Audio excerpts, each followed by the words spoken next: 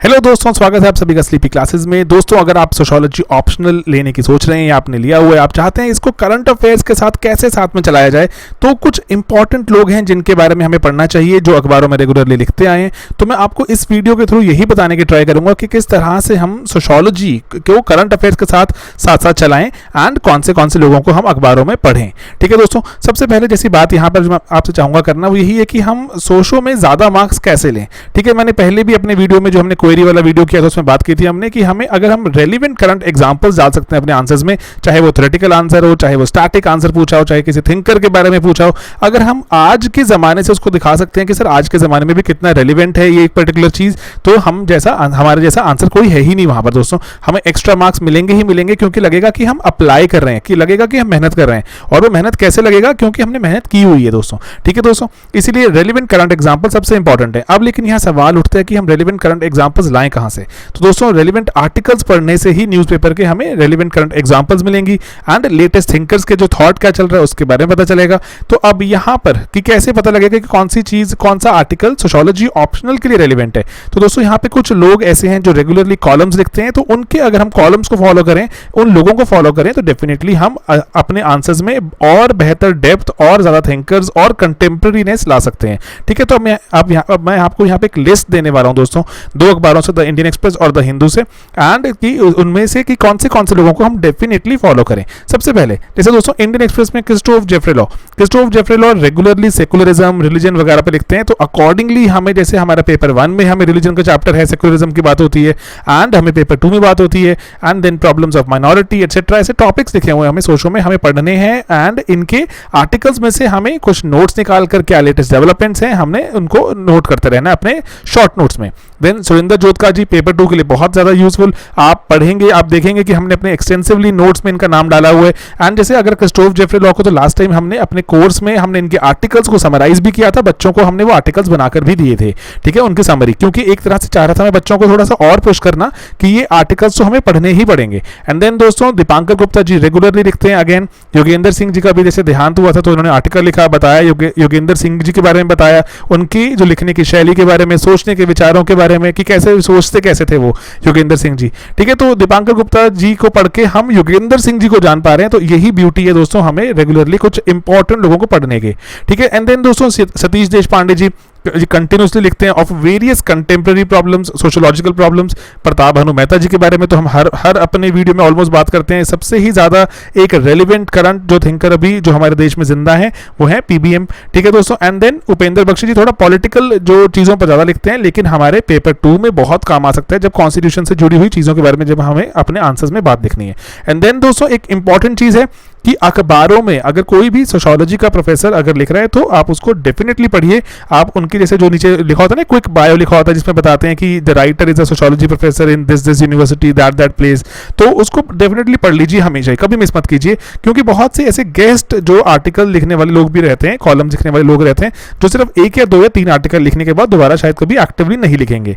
ठीक है, तो लेकिन उनके आइडियाज़ अगर इंपॉर्टेंट हैं और अगर उनके आइडियाज़ में अगर दम लग रहा है, कुछ कंटेम्प्रेरी चीज़ हमें मिल रही है, तो वाई नॉट, है ना, तो लिख लेते हैं हम। तो अब इन सब लोगों के बारे में हमने इंडियन एक्सप्रेस का देखा। ऐसे ही द हिंदू में कुछ लोग हैं जैसे नीरा चंदोक जी, इनको भी हमने एक्सटेंसिवली यूज किया अपने नोट्स में। बहुत ज्यादा इन्होंने वाइड एक फील्ड में लिखती हैं, कंटिन्यूसली लिखती हैं द हिंदू में। एंड राजीव भार्गवा जी, इनको भी हमने अपने आप देखेंगे हमारे जो बहुत से नोट्स में पेपर 2 में पर्टिकुलरली राजीव भार्गवा जी को हमने काफ़ी कोट किया है। पॉलिटिक्स से जुड़ी हुई उन्होंने बहुत सी जो चीज़ों पर जो जैसे इनके विचार रहते हैं काफ़ी सॉलिड बैकिंग वाले विचार रहते हैं। तो इसलिए जो अगर कोई थिंकिंग, कोई पर्टिकुलर कोई लॉजिकल प्रोसेस के बारे में बात करते हैं तो हमें उसको नोट करना जरूरी है, ताकि एग्जाम में हमारा आंसर भी थोड़ा कोहेरेंटली, थोड़ा लॉजिकली फ्लो करे।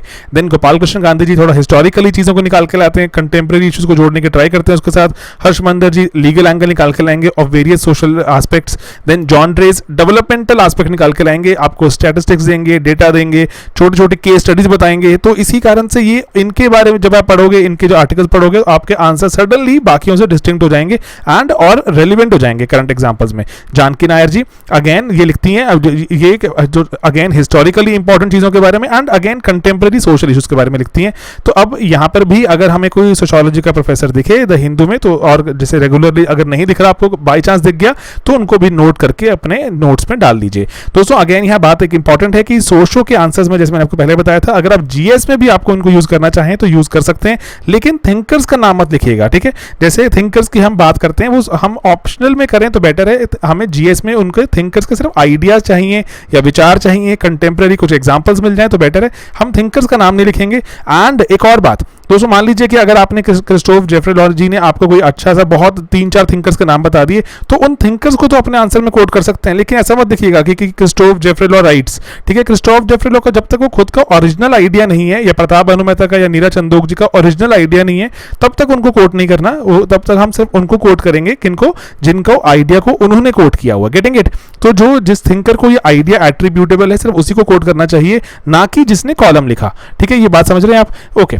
देन दोस्तों एक और इंपॉर्टेंट चीज है बुक रिव्यूज। बहुत रेगुलरली अखबारों में बुक रिव्यूज लिखे जाते हैं, एंड बुक रिव्यूज जब भी लिखे जाएं तो आपको उनमें से पक्का ही पक्का नोट्स निकालने हैं। अगर वो आपको लग रहा है कि कोई सोशियोलॉजी से जुड़ी हुई कोई बुक लग रही है, सिलेबस में से आपको लग रहा है कहीं ना कहीं जुड़ जाएगी, तो आपने उसमें से पक्का ही पक्का नोट्स निकालने हैं। एंड क्योंकि आपको दो इंपॉर्टेंट चीजों के बारे में बताएगा बुक रिव्यू। पहला कि लेटेस्ट फील्ड ऑफ रिसर्च क्या है। दोस्तों जो भी लेटेस्ट फील्ड ऑफ रिसर्च जानने से मजा पता क्या है आपको, कि जो आपके एग्जामिनर हैं वो भी कहीं ना कहीं जो मेजरली या प्रोफेसर्स रहते हैं या रिसर्च कर रहे होते हैं, तो वो रिसर्चर्स जो हैं उनके आसपास जो टॉपिक्स एक्टिव हैं तो उस पर ही वो चाहेंगे सवाल बनाना ना। तो इसीलिए it's a very good idea कि बुक रिव्यू को पढ़ लो, आप देख लो कि कौन सी चीज़ अभी लेटेस्ट एक्टिव है जो सर्कल्स में चल रही है रिसर्चर्स के, तो हमें उससे आइडिया मिलता है, हमें थोड़ा पेपर प्रेडिक्ट करने में मदद मिलती है। एंड देन जो लेटेस्ट लाइन ऑफ थॉट क्या चल रहा है किसी थिंकर का, तो आपको उसको पता लगता है, अच्छा ये किताब वाले बंदे ने ऐसे से लिखा तो इसका लेटेस्ट लाइन ऑफ थॉट ये चल रहा है, कंटेम्प्रेरी लाइन ऑफ थॉट मिलता है आपको। अदरवाइज हम जैसे कार्ल मार्क्स, वेबर एटसेट्रा पढ़ रहे हैं तो 100, 150, 200 साल पुराने हो गए, तो लेकिन कंटेम्प्रेरी थिंकर्स कहां से पता लगेंगे हमें, जो ये बुक रिव्यूज में। बुक रिव्यू पढ़ने से हमें वही रस मिलता है दोस्तों जो हमें पूरी किताब पढ़ने से, जो हम जिस्ट निकाल के अपने 200-250 शब्दों के आंसर में लिखते, वही बुक रिव्यू हमें आइडिया दे देता है।